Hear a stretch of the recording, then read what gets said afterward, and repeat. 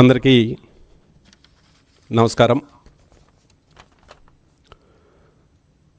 రాయలసీమలో ప్రజలు తెలుగుదేశం పార్టీ ఆవిర్భావం కంటే ముందు తాగునీరు లేక, సాగునీరు లేక, ప్రధాన జీవనోపాధి అయిన వాళ్ళ ఆవులకు మేత లేక వలసల బాట పడుతుంటే, ఆకలి కడుపులతో పొట్ట చేత్తో పట్టుకుని పిల్లలు సాక్కున్నామని ఏదో ఒక ఊరికి కూలికెళ్ళి బతికేటువంటి పరిస్థితులు ఆ రోజు రాయలసీమలో ఉంటే, ఆ పరిస్థితులు చూసి చలించిపోయిన స్వర్గీయ నందమూరి తారక రామారావు గారు రాయలసీమ ప్రాంతంలో మార్పు దేవాలా, రాయలసీమ ప్రాంతం మీద నాకు ప్రేమ ఉంది, ఆ ప్రజల రుణం తీర్చుకోవాలనే ఉద్దేశంతో హంద్రీనీవా కానీ, గాలేరు నగర్ కానీ, తెలుగు గంగ కానీ, వెలుగొండ కానీ ఇలాంటి అనేక ప్రాజెక్టులు తెచ్చి రాయలసీమ ప్రజల జీవితాల్లో మార్పు తేవాలని ప్రయత్నం చేశారు స్వర్గీయ నందమూరి తారక రామారావు గారు. త్రాగునీరు, సాగునీరు కోసం ప్రయత్నాలు చేస్తుంటే, ఆ తర్వాత వచ్చిన చంద్రబాబు నాయుడు గారు రాయలసీమ అభివృద్ధి కావాలంటే ఫ్యాక్షన్ ప్రధానమైన అవరోధంగా ఉందనే ఉద్దేశంతో ఫ్యాక్షన్ను పూర్తిగా రూపుమాపి గ్రామాల్లో శాంతి నెలకొల్పి తద్వారా అభివృద్ధి సాధించాలనే ప్రయత్నం చంద్రబాబు నాయుడు గారు చేశారు. ఈ ప్రయత్నాలు ఇలా జరుగుతుంటే 2004లో వైఎస్ రాజశేఖర రెడ్డి గారు ముఖ్యమంత్రి అయ్యారు. దశాబ్దాలుగా కడప జిల్లాలో ఓటర్లు నాకు ఓటేశారు, కడప జిల్లా ప్రజల రుణం తీర్చుకోవాలా, ఇప్పటి వరకు తెలుగుదేశం పార్టీ కడప జిల్లాలో ఒక మంచి ఫ్యాక్టరీ కూడా పెట్టలా, నేను అద్భుతమైన స్టీల్ ప్లాంట్ కట్టి కడప రూపురేఖలు మార్చేస్తానని ఆ రోజు మాట చెప్పిన రాజశేఖర రెడ్డి గారు 2007 సంవత్సరంలో స్టీల్ ప్లాంట్కు పునాది రాళ్ళేశాడు రాజశేఖర రెడ్డి గారు. గాలి జనార్దన్ రెడ్డి గారికి చెందిన బ్రాహ్మిణి స్టీల్స్కు 14,500 ఎకరాలు భూమి కేటాయించి, బ్రాహ్మిణి స్టీల్స్కు 10,760, విమానాశ్రయానికి 3,115 ఎకరాలు ఆ రోజు రాజశేఖర రెడ్డి గారు కేటాయించారు. 2007లో స్టీల్ ప్లాంట్ కానీ భూములు కేటాయించిన తర్వాత దాని ముడిసరుకు కోసమని బళ్ళారిలో ఐరన్ ఓర్ ఉందని బళ్ళారి ఐరన్ ఓర్ను కూడా గాలి జనార్దన్ రెడ్డికి కేటాయించాడు ఆ రోజు రాజశేఖర రెడ్డి గారు. ఇక్కడ ఇచ్చిన 10,000 ఎకరాలు భూములు తాకట్టు పెట్టుకున్నారు, ఉండే గ్రావెల్ తువ్వేశారు, 100,000 కోట్ల రుణాలు తీసుకున్నారు. ఒక్క ఇటుక పెళ్ళ కూడా ఆ రోజు బ్రాహ్మిణి స్టీల్స్ వాళ్ళకి ఇచ్చిన 10,000 ఎకరాల్లో పేర్చిన పరిస్థితి లేదు. అక్కడిచ్చిన ఐరన్ ఓర్లో ఇప్పటికి కూడా సిబిఐ కేసు నడుస్తూ ఉంది. ఐరన్ ఓర్లో 1,000 కోట్లు, దాదాపు 10,000 కోట్ల రూపాయలు దోచుకున్నారు. ఐరన్ ఓర్నంతా విదేశాలకు తరలించి 10,000 కోట్లు దోచుకున్నారు తప్ప, ఇక్కడ భూములు తాకట్టు పెట్టి దోచుకున్నారు, అక్కడ ఐరన్ ఓర్ను దోచుకుని 1,000 కోట్లు సొమ్ము చేసుకున్నారు. కడప జిల్లా ప్రజలు, రాయలసీమ ప్రజల స్వప్నం స్టీల్ ఫ్యాక్టరీకి మాత్రం ఒక ఇటుక కూడా వేసిన పరిస్థితి లేదు. ఒకవేళ గాలి జనార్దన్ రెడ్డి గారికి దారాదత్తం చేశారు, ఆయనే దోచుకున్నాడు, వీళ్ళకేం సంబంధం అంటారు మళ్ళీ వైఎస్ఆర్ కాంగ్రెస్ పార్టీ నాయకులు. గాలి జనార్దన్ రెడ్డి దోచుకున్న కంపెనీల ద్వారా red gold enterprises, global enterprises అనే కంపెనీల నుండి మళ్ళీ సాక్షికి 74 కోట్ల రూపాయలు పెట్టుబడులు వచ్చాయి. అధికారాన్ని అడ్డం పెట్టుకొని, కడప జిల్లా ప్రజలను అడ్డం పెట్టుకొని, కడప జిల్లా దశాబ్దాల తరబడి మా వెంటున్నారు, వాళ్ళ రుణం తీర్చుకుంటామని మాయ మాటలు చెప్పి 1,000 కోట్లు తీసుకొని డైరెక్ట్గా 74 కోట్ల రూపాయలు ఆ కంపెనీల నుంచి మళ్ళీ సాక్షికి తెప్పించుకొని సాక్షి పత్రిక, టీవీ ఏర్పరచుకున్న నీచ చరిత్ర జగన్మోహన్ రెడ్డిది. 2007లో ఒక ప్రయత్నం చేశారు. ఒక ప్రయత్నం చేసి కడప జిల్లా ప్రజల సెంటిమెంట్ని, రాయలసీమ ప్రజల సెంటిమెంట్ని అడ్డం పెట్టుకుని 1,000 కోట్లు దోచుకొని ఒక్క ఇటుక పెళ్ళ కూడా పేర్చలేదు. 14,000 ఎకరాలు దారదత్తం చేశారు. బళ్ళారిలో ఐరన్ ఓర్ దోచుకున్నారు, ఇక్కడ భూములు దోచుకున్నారు తప్ప ఒక్క ఇటుక పెళ్ళ పెట్టి స్టీల్ ప్లాంట్ని ముందుకు తీసుకుపోలా. మళ్ళా రాష్ట్ర విభజన జరిగింది. విభజన చట్టంలో కడపలో స్టీల్ ప్లాంట్ పెడతామని చెప్పి విభజన చట్టంలో పెట్టింది ఆనాటి ప్రభుత్వం. 2014లో తెలుగుదేశం పార్టీ అధికారంలోకి వచ్చాక విభజన చట్టం అమలు చేయాలని చెప్పి అనేక ప్రయత్నాలు చేశాం. ఇక్కడ ముడిసరుకు లేదు, ఫీజిబిలిటీ లేదు అని చెప్పి ఆ రోజు కేంద్ర ప్రభుత్వం చెప్తే 2018లో ఆనాటి ముఖ్యమంత్రి చంద్రబాబు నాయుడు గారు రాష్ట్ర ప్రభుత్వం నుంచి మేము కార్పొరేషన్ ఏర్పాటు చేసి స్టీల్ ఫ్యాక్టరీ పెడతాము, ఇది రాయలసీమ ప్రజల సెంటిమెంట్ అని చెప్పి 2018 డిసెంబర్లో చంద్రబాబు నాయుడు గారు శంకుస్థాపన చేయటం జరిగింది. 2019లో తెలుగుదేశం పార్టీ అధికారం కోల్పోయింది. ఎన్నికల ప్రచారంలో జగన్మోహన్ రెడ్డి గారు నా జిల్లా కడప జిల్లా, మా నాన్నగారి కాలం నుంచి ఈ జిల్లా ప్రజలు నాతో పాటు ఉన్నారు, నన్ను కూడా కష్టాల్లో ఉన్నప్పుడు 5 లక్షల మెజార్టీతో గెలిపించారు, మీరు ఈ జిల్లా ప్రజల రుణం తీర్చుకుంటా 3 సంవత్సరాల్లో ఈ ఫ్యాక్టరీ ఓపెన్ చేస్తానని చెప్పి ఎన్నికల ప్రచారంలో చెప్పినటువంటి పెద్ద మనిషి 2019 డిసెంబర్లో అధికారం లేకొచ్చిన వెంటనే 2019 డిసెంబర్లో ప్రాజెక్టుకు శంకుస్థాపన చేసి, ప్రాజెక్టుకు శంకుస్థాపన చేసేటప్పుడు కూడా, శంకుస్థాపన చేసే కార్యక్రమంలో కూడా జగన్మోహన్ రెడ్డి గారు ఏం మాట్లాడారో ఇప్పుడు ఒక చిన్న వీడియో చూద్దాం, మళ్ళీ మాట్లాడదాం. కానీ ఈ ఫ్యాక్టరీ మాత్రం 3 సంవత్సరాలలో ఎట్టి పరిస్థితుల్లోనూ పూర్తి కావాలి అని చెప్పి దృఢ నిశ్చయంతో ఇవాళ ఈ ప్రాజెక్టు పనులను ఇవాళ మొదలు పెడతా ఉన్నాం. ఒకవైపు కానీ ఈ ఫ్యాక్టరీ మాత్రం 3 సంవత్సరాలలో ఎట్టి పరిస్థితుల్లోనూ పూర్తి కావాలి అని చెప్పి దృఢ నిశ్చయంతో ఇవాళ ఈ ప్రాజెక్టు పనులను ఇవాళ మొదలు పెడతా ఉన్నాం. ఒకవైపు ఇప్పుడు అడుగుతున్న వైఎస్ఆర్ కాంగ్రెస్ పార్టీ నాయకులను, మీరు చదువుకున్న చదువులో, మీకు నేర్పించిన సంస్కారంలో సిగ్గు అని ఒక పదం ఉంటుంది. ఆ పదానికి అర్థం తెలిస్తే ఆ సిగ్గుతో తల దించుకోండి, ఎక్కడ మీడియా ముందుకు కూడా రావద్దండి. మీరు సిగ్గుందా మీకు అసలు? 2019 డిసెంబర్ 23వ తారీఖున ఆ రోజు ముఖ్యమంత్రిగా ఉన్న జగన్మోహన్ రెడ్డి గారు ప్రారంభోత్సవ కార్యక్రమంలో 3 సంవత్సరాల్లో ఈ కంపెనీ పూర్తి చేసి ఇక్కడ స్థానికంగా ఉండే వాళ్ళకు 75% ఉద్యోగాలు ఇస్తాం అని చెప్పిన మాట వాస్తవం కాదా అని అడుగుతున్నా. వాస్తవం కాదా అని అడుగుతున్నా. 2019 డిసెంబర్ 23న కంబాల దిన దగ్గర నువ్వు ప్రారంభోత్సవం చేస్తూ రోజు చెప్పినటువంటి మాట 3 సంవత్సరాల్లో ఫ్యాక్టరీ పూర్తి చేసి 75% మందికి స్థానికంగా ఉద్యోగ అవకాశాలు కల్పిస్తామని చెప్పావే. 2019 నుంచి డిసెంబర్ నుంచి 20 డిసెంబర్, 21 డిసెంబర్, 22 డిసెంబర్కు పూర్తి కావలసిన ప్రాజెక్ట్ అవునా కాదా అని అడుగుతున్నా. 3 సంవత్సరాలు ఏ గుడ్డిగాడిదకు పళ్ళు తోమారు? ఒక్క ఇటుకైనా ఫ్యాక్టరీ అనేక కారణాల వల్ల పూర్తి కాకపోతే పోనీ ఒక్క కాంపౌండ్ వాళ్ళు కట్టారా మీరు ప్రారంభోత్సవం చేసిన ప్రదేశంలో అని అడుగుతానా. ఆ ఫ్యాక్టరీకి కావాల్సిన మౌలిక సదుపాయాలు ప్రభుత్వం నుంచి కల్పించారా అని అడుగుతున్నా. కల్పించకపోగా కంబాల దిన్న దగ్గర ప్రారంభోత్సవం 2019 డిసెంబర్ 23 చేస్తాడు. 2019లో చేసింది అక్కడ కాకుండా 2023లో సున్నపరాళ్ళపల్లి దగ్గర మరొక్కసారి శంకుస్థాపన చేస్తాడు.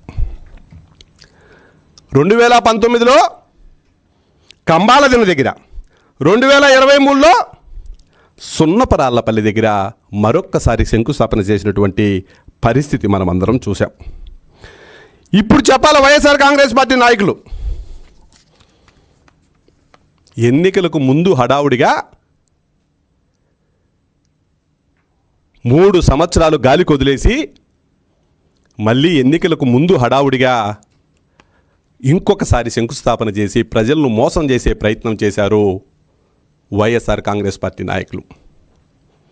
2007లో బళ్ళారిలో ఐరన్ ఓర్ దోచుకున్నారు, 14,000 ఎకరాల భూములు దోచుకున్నారు. 2019లో డిసెంబర్లో కంబాల దగ్గర శంకుస్థాపన చేస్తారు, 23లో సున్నపరాళ్ళపల్లి దగ్గర చేస్తారు. ఆ భూముల్లో ఉండే మొత్తం గ్రావెల్ను దోచుకొని అక్కడ కూడా డబ్బులు సంపాదించుకునే ప్రయత్నం వైఎస్ఆర్ కాంగ్రెస్ పార్టీ చేసింది తప్ప ఒక్క ఇటుక పిల్ల కూడా ఆ రోజు పెట్టనటువంటి పరిస్థితి మనం చూసాం. వైఎస్ఆర్ కాంగ్రెస్ పార్టీ నాయకులకు ఇందాక సిగ్గు అనే ఒక పదం గురించి చెప్పా. ఇప్పుడు కృతజ్ఞత అని ఒకటి ఉంటుంది. అది మీకు మీ పెద్దలు మీకు చదువు చెప్పిన ఐవేర్లు చాలా బాగా నేర్పించుంటారు. అది మీకు గుర్తుందో లేదో. మీ జీవితాల్లో సిగ్గు లేదు. మీ జీవితానికి కృతజ్ఞత అన్నదానికి కూడా అర్థం తెలియని జీవితాలు వైఎస్ఆర్ కాంగ్రెస్ పార్టీవి. దశాబ్దాల తరబడి మిమ్మల్ని నమ్మి మిమ్మల్ని పెంచి పోషించి ఎమ్మెల్యేలుగా, ఎంపీలుగా, మంత్రులుగా, ముఖ్యమంత్రులుగా చేసి ఈరోజు ఇంత విలాసవంతమైన జీవితం గడుపుతున్నారే కడప జిల్లా ప్రజల పుణ్యాన. మరి ఆ ప్రజలను అడుగడుగున ఆశలు కల్పించి మోసం చేసి ఆ ప్రజల ఆశల మీద మీరు దోచుకోవడానికి ప్రయత్నం చేశారు తప్ప ఆ ప్రజల జీవితాలు మార్చడానికి ఎక్కడ ప్రయత్నం చేశారని అడుగుతున్నా. మీకు సిగ్గు లేదు. కృతజ్ఞత అనే పదానికి కూడా అర్థం లేని జీవితాలు వైఎస్ఆర్ కాంగ్రెస్ పార్టీ నాయకులవి. మీకు నిజంగా చిత్తశుద్ధి ఉంటే మీ రాజకీయ ఎదుగుదల కోసం పనిచేసిన కడప జిల్లా ప్రజల రుణం తీర్చుకోవాలని మీకు ఏ మాత్రం అవకాశం, ఏ మాత్రం మనసులో ఉంటే ఎందుకు స్వర్గీయ రాజశేఖర రెడ్డి గారు 5 సంవత్సరాలు, జగన్మోహన్ రెడ్డి గారు 5 సంవత్సరాలు ముఖ్యమంత్రులుగా ఉన్నారు కదా, భూములు కేటాయించారు కదా, ఐరన్ ఓర్ దోచుకున్నారు కదా, కేటాయించిన భూముల్లో గ్రావెల్ దోచుకున్నారు కదా, ఎందుకు కాంపౌండ్ వాళ్ళు కూడా కట్టలేకపోయారో సమాధానం వైఎస్ఆర్ కాంగ్రెస్ పార్టీ నాయకులు చెప్పాలా. మళ్ళీ యువగలం పాదయాత్రలో భాగంగా లోకేష్ బాబు గారు రాయలసీమ డిక్లరేషన్, అదేవిధంగా జమ్మలమడుగులో పర్యటించేటప్పుడు మేము అధికారంలోకి వచ్చిన తర్వాత స్టీల్ ప్లాంట్ను ప్రారంభిస్తామని మాటిచ్చాడు. చెప్పినట్టే మొన్న ప్రారంభోత్సవం కాదు, నిర్మాణ పనులు ప్రారంభించాం. వచ్చే ఎన్నికల కంటే ముందే మొదటి దశ పూర్తి చేసి చూపించబోతాను. ఇప్పుడు చెప్పండి, ఎవరికి రాయలసీమ ప్రాంతం మీద ఎవరికి హక్కు ఉందో ఇప్పుడు చెప్పాల్సిన బాధ్యత వైఎస్ఆర్ కాంగ్రెస్ పార్టీ నాయకులకు ఉంది. మీకు ప్రేమున్నా, మీకు చిత్తశుద్ధి ఉన్నా మీరు గత 5 సంవత్సరాల కాలంలో రాయలసీమకు ఏం చేశారో సమాధానం చెప్పవలసిన బాధ్యత వైఎస్ఆర్ కాంగ్రెస్ పార్టీకి ఉంది. విశాఖ ఉక్కు ఆంధ్రుల హక్కు అని ఆ రోజు ఎంత పోరాటం జరిగిందో, ఆ పోరాట ఫలితంగా విశాఖ ఉక్కును ఏ విధంగా సాధించుకున్నామో, కడప ఉక్కు రాయలసీమ ప్రజల హక్కు అని మా ప్రజలు భావిస్తూ ఉంటే దాన్ని నిజం చేసింది కూటమి ప్రభుత్వం, చంద్రబాబు నాయుడు గారు అన్న విషయం ఈ సందర్భంగా గుర్తు చేస్తాను. మీలాగా శంకుస్థాపనలు ఫోటోల కోసమో, మీలాగా భూములు కేటాయించి దోచుకోవడం కోసమో, మీలాగా ఐరన్ ఓరు కేటాయించి అక్కడ దోచుకుని పేపర్లు టీవీలు పెట్టుకోవడం కోసమో కాదు కూటమి ప్రభుత్వం శంకుస్థాపనలు చేస్తుంది. కూటమి ప్రభుత్వం రాయలసీమ ప్రజల మనసెరిగి, కూటమి ప్రభుత్వం రాయలసీమ ప్రజల సెంటిమెంట్ను గమనించి, కూటమి ప్రభుత్వం రాయలసీమ ప్రజల హక్కు కడప ఉక్కు అని తెలుసుకుని ఈరోజు నిర్మాణ పనులు ప్రారంభించడం జరిగింది.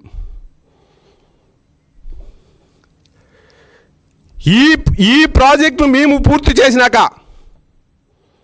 ఈ ప్రాజెక్టును పూర్తి చేసి ఎన్నికలకు ముందే ప్రజల్లోకి వస్తాం. అప్పుడు వైఎస్ఆర్ కాంగ్రెస్ పార్టీ నాయకులు ముక్కుకు నేలకు రాసి క్షమాపణ చెప్పి రాయలసీమ ప్రజలకు మేము మోసం చేశాం, రాయలసీమ ప్రజలకు న్యాయం చేసింది చంద్రబాబు నాయుడు గారే అని చెప్పి ముక్కుకు నేలకు రాసి ప్రజల ముందు క్షమాపణ చెప్పాలని డిమాండ్ చేస్తాను. కాదేది దోపిడీకి అనర్హం అన్నట్టు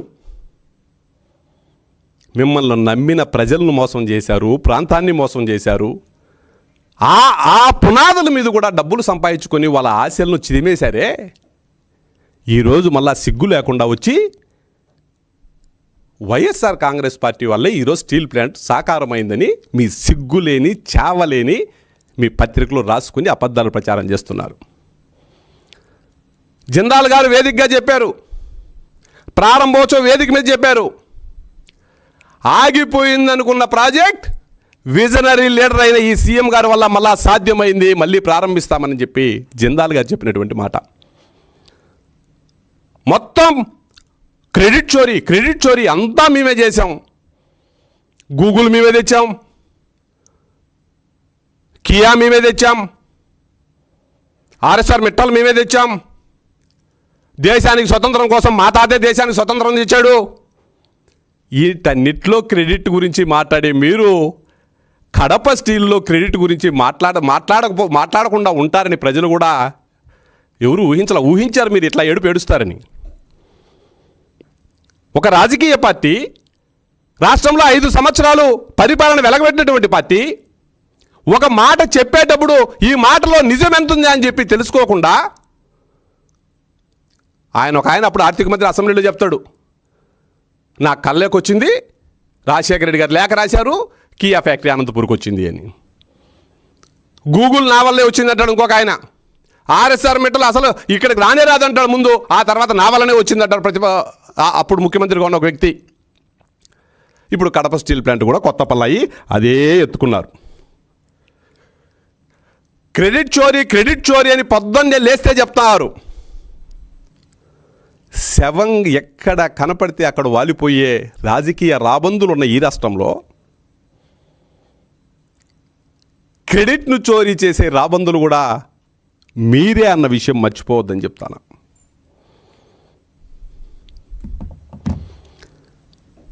కాబట్టి రాయలసీమ ప్రాంతంలో తాగునీరైనా సాగునీరైనా రాయలసీమ ప్రాంతాన్ని అన్ని రంగాల్లో అభివృద్ధి చేయడానికి ఏ కంపెనీ తెచ్చినా, కియా ఫ్యాక్టరీ తెచ్చినా, హీరో సైకిల్స్ తెచ్చినా, రాయల్ ఎన్ఫీల్డ్ తెచ్చినా, ఫైటర్ జెట్లు తెచ్చినా, సోలార్ ప్రాజెక్టులు తెచ్చినా, 2 ఇండస్ట్రియల్ పార్కులు తెచ్చినా, ఇప్పుడు స్టీల్ ప్లాంట్ తేబోతున్నా, అది ఒక్క చంద్రబాబు నాయుడు గారికి తెలుగుదేశం పార్టీకే సాధ్యం తప్ప మీకు కాదు అన్న విషయం గుర్తుపెట్టుకోండి. రాయలసీమ ఛాంపియన్లు అని చెప్పుకుంటారు కదా, రాయలసీమకు మేమే చేస్తామని చెప్తున్నారు కదా. ఎక్కడైనా వైఎస్ఆర్ కాంగ్రెస్ పార్టీ ఎంటైర్ నాయకత్వం రండి, తెలుగుదేశం పార్టీ నాయకులుగా మేము వస్తాం. రాయలసీమ ప్రాంతానికి మా నాయకులు నందమూరి తారక రామారావు గారు, నారా చంద్రబాబు నాయుడు గారు ఏం చేశారో కాల ఎగరేసి మేము చేశామని చెప్తాం. మీరు రండి, మీరు రాయలసీమ ప్రాంతానికి ఏం చేశారో చర్చిద్దాం రండి. ఏం చేశారయ్యా రాయలసీమ ప్రాంతానికి? దోచుకోవడం ఏకైక ఎజెండా. ప్రాజెక్టుల ముసుగులో కూడా కడప స్టీల్ ప్లాంట్ ముసుగులో ఎన్నిసార్లు ఎంత దోచుకున్నారో సాక్ష్యాధారాలతో సహా చెప్పాం. ఒక్క ఇటుక పిల్ల కూడా వేయకుండా దోచుకున్నారు తప్ప మీరు చేసిన పని ఏందో రాయలసీమ ప్రజలకు సమాధానం చెప్పాలా. మీరున్నప్పుడు 3 సంవత్సరాలు కంపెనీ పూర్తి చేస్తామన్నారు. మౌలిక సదుపాయాలు ఒక్కటైనా ఆ రోజు మీ ప్రభుత్వం కల్పించింది ఆ ఫ్యాక్టరీకి కావలసినవి ఏని అడుగుతున్నాం. ఈ 2 సంవత్సరాల్లో మేము మైలవరం డ్యామ్ నుండి 2 టీఎంసీల నీరు, 40 కోట్లతో NH-67 నుండి స్టీల్ ప్లాంట్ వరకు 12 కిలోమీటర్ల మేర 4 లైన్ల యాక్సెస్ రోడ్డు, మద్దనూరు రైల్వే స్టేషన్ నుండి 12 కిలోమీటర్ల మేర రైల్వే లైన్ అనుసంధానం, 268 మెగావాట్ల విద్యుత్ డిస్ట్రిబ్యూషన్ సబ్స్టేషన్, జమ్మలమడుగు సబ్స్టేషన్ నుండి 400 kV double circuit transmission line. ప్రాజెక్టుకు కావలసిన అన్ని మౌలిక సదుపాయాలు, కాంపౌండ్ వాల్స్ కానీ 2000 కిలోలీటర్ల సంపు కానీ అన్నీ నిర్మాణం చేసి ఈరోజు మేము ప్రారంభం చేశాం. మీరు రండి వైకాపా సన్యాసులారా. 2019 డిసెంబర్ 23 ప్రారంభం చేశారు కదా, దానికోసం 10 కోట్ల రూపాయలు ఎక్కడన్నా మేము ఖర్చు పెట్టామని నిరూపించండి. మళ్ళీ క్రెడిట్ గురించి మళ్ళీ మాట్లాడుదురు, క్రెడిట్ చోరీ మళ్ళీ చేసుకుందరు. ఒకవేళ నిజంగా మీరు చేస్తుంటే క్రెడిట్ మీరే తీసుకొని మాకు అక్కర్లే. మాకు రాయలసీమ ప్రాంత ప్రజల బాగోగులు కావాలా, వాళ్ళ అభివృద్ధి కావాలా, వాళ్ళ జీవితాల్లో మార్పు కావాలా, మిగతా ప్రాంతాలకు సమానంగా రాయలసీమలోని మా వెనుకబాటు ప్రాంతాలు కూడా అభివృద్ధి కావాలన్నది మా పార్టీ లక్ష్యం తప్ప క్రెడిట్ల గురించి మాకు అవసరంలే. ₹1 నిధులు కేటాయించకుండా కేటాయించిన భూముల్లో గ్రావెల్ తోలుకొని అమ్ముకొని, కేటాయించిన భూముల్లో లోన్లు తెచ్చుకొని, కేటాయించిన ఐరన్ ఓర్లో దోచుకొని సాక్షి పేపర్ టీవీ పెట్టుకొని మళ్ళా రాయలసీమ ప్రాంతం మీద ప్రేమ ఉన్నట్టు మాట్లాడటం వైకాపా సన్నాసులకు సిగ్గులేనితనమని తెలియజేస్తూ, ఇప్పటికి కూడా వైకాపా వాళ్ళకు ఒక మాట చెప్తున్నా. చిన్నప్పుడు చదువు చెప్పింటారు, మీరు మర్చిపోయారు. మళ్ళా మీ గురువుల దగ్గరికి వెళ్ళండి, మీ తల్లిదండ్రుల దగ్గరికి వెళ్ళండి, సిగ్గు కృతజ్ఞత గురించి తెలుసుకోండి. సిగ్గులేని జీవితం బతకద్దండి, కృతజ్ఞత లేకుండా అసలు బతకద్దండి. ఈ 2 మనిషి జీవితంలో చాలా ఇంపార్టెంట్. మీకు సిగ్గు అనేది ఉంటే రాయలసీమ ప్రజల ఆశల మీద దోపిడీ చేయరు, రాయలసీమ ప్రజల సెంటిమెంట్ మీద దోపిడీ చేయరు. కృతజ్ఞత అనేది ఉంటే మిమ్మల్ని దశాబ్దాల పాటు పెంచి పెద్ద చేసి పోషించి రాజకీయంగా ఒక స్థానాన్ని ఇచ్చిన కడప జిల్లా ప్రజలను కృతజ్ఞత లేకుండా దొంగాట్లాడి ఒక్క ఇటుకు పిల్ల కూడా చేర్చకుండా వాళ్ళు మోసం చేయరు. కాబట్టి ఇంకా జీవితం చాలా ఉంటుంది. కాబట్టి మీకు నేను ఇచ్చే సలహా ఏంటంటే దయచేసి ఆ 2 పదాల విలువ, ఆ 2 పదాలు ఉంటే ఎలా బతకాలో తెలుసుకోవాల్సిందిగా సూచిస్తూ సెలవు తీసుకుంటున్నా. Thank you.